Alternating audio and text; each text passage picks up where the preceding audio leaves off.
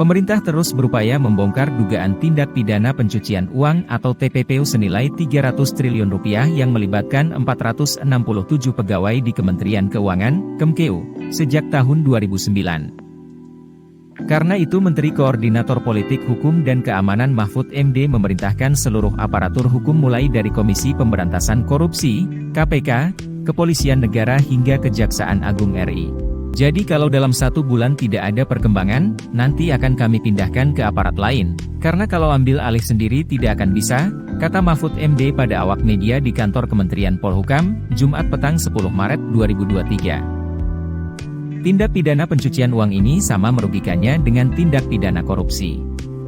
Bahkan, jumlah uang yang dikumpulkan dari pidana pencucian uang bisa jauh lebih besar daripada tindak pidana korupsi kas negara. Mahfud mengakui selama ini aparat hukum kerap kesulitan untuk melakukan penyelidikan kasus pencucian uang.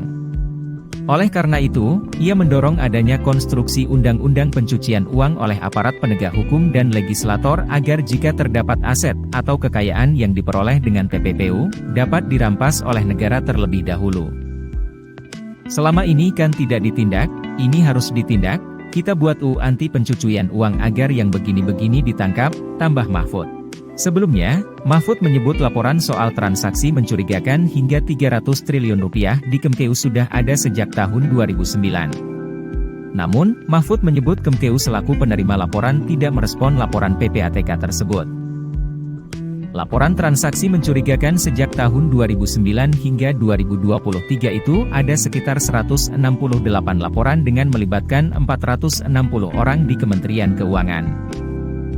Namun, laporan itu mandek, tidak direspons, hingga menunggu pihak lain seperti KPK untuk bergerak mengusutnya. Pada kesempatan itu, Wakil Menteri Keuangan Suhasil Ene Zara menyatakan Kemkeu berkomitmen untuk menjaga integritas seluruh pegawai dalam hubungan administrasi pegawai menegakkan disiplin. Jadi ternyata sesudah dicek surat dari PPATK kepada Kementerian Keuangan dari 2007 hingga 2023 mencapai 266 surat. Nah, saya ingin tegaskan ya, 266 surat PPATK ini sebetulnya 185 adalah permintaan dari kami. Jadi artinya kami yang meminta PPATK untuk menyampaikan informasi biasanya menyangkut suatu data dari ASN di bawah Kementerian Keuangan.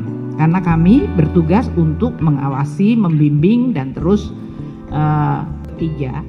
ada 964 pegawai yang diidentifikasikan. Ini ya lebih dari 2007 hingga 2023.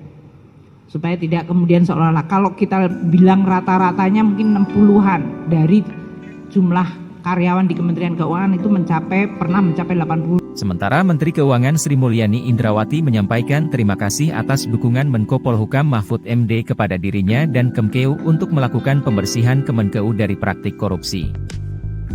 Menkeu menegaskan data yang disebut oleh PPATK ada transaksi mencurigakan sebesar 300 triliun rupiah di Kementerian Keuangan sampai Sabtu 11 Maret 2023 siang belum pernah ia terima. Menkeu menegaskan informasi yang disampaikan PPATK kepada Menkeu atau Kemkeu tidak sama dengan yang disampaikan kepada Menko Polhukam Mahfud MD maupun kepada aparat penegak hukum.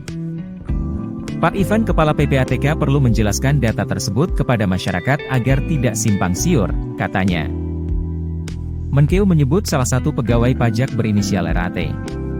Menurut Sri Mulyani informasi PPATK memberikan informasi kepada Kemenkeu hanya soal 4 rekening, 2016, 2019, dengan nilai transaksi mencurigakan antara 50 juta rupiah sampai 125 juta rupiah.